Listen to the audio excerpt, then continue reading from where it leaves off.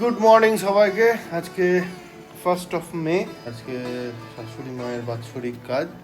তো কালকে যেমনটা বলছিলাম সকাল সকাল উঠতে হবে, উঠতে তো পড়েছি কিন্তু উঠতে প্রচুর প্রবলেম হয়। এখন চাটা বানিয়ে নিলাম, চাটা খেয়ে তারপরে বেরোবো।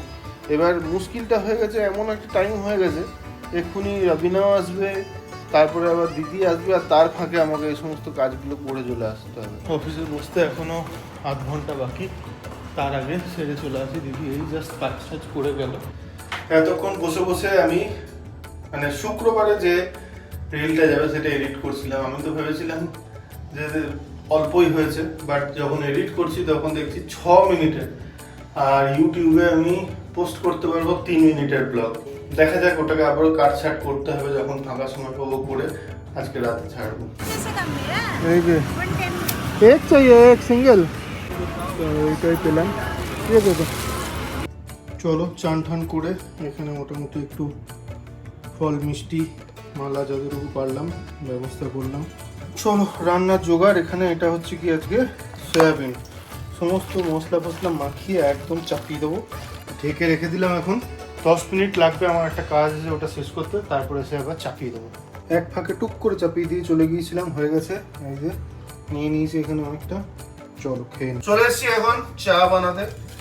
চা টেস্টে পেয়েছি। আমি দূর হতে তোমারই দেখেছি, আর মুগ্ধ হয়ে চোখে চেয়ে থেকেছি। বাজে কিনকিনির নিঝিনি, তোমারে যে চিনি চিনি, মনে মনে কত ছবি এঁকেছি।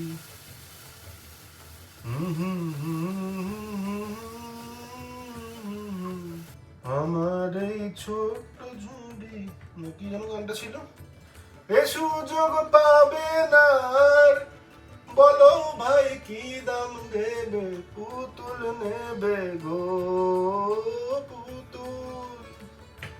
আমার এই ছোট্ট ঝুড়ি, এতে রাম রাবণ আছে, দেখে যা নিজের চোখে, হনুমান কেমন নাচে।